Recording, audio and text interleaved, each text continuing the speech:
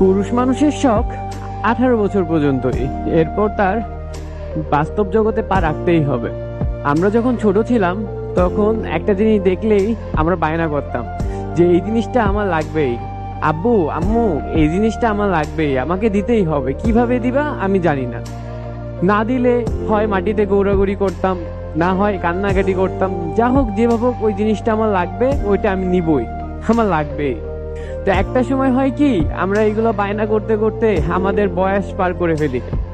একটা বয়স হয়ে যায় যখন আমরা বাস্তবমুখী হয়ে যাই, আর সেই বয়সটা হলো 18, 16, 17। ঠিক আছে, স্কুল লাইফ তখনও বায়না করতে পারি, কারণ আমাদের তখন কিছু করার ক্ষমতা থাকে না, আর তখন এই বুঝটা আসেও না।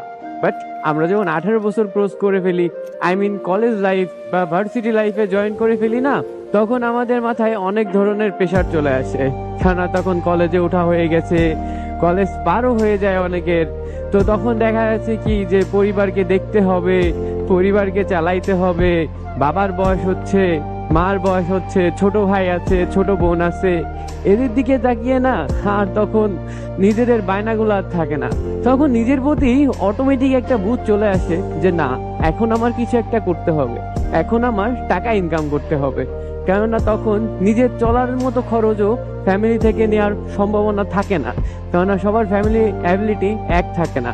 আর ফ্যামিলি অ্যাবিলিটি এক না থাকার কারণেই অনেকেরই 18 বছর বয়স পার করার পরই বাস্তবমুখী হয়ে যেতে হয়।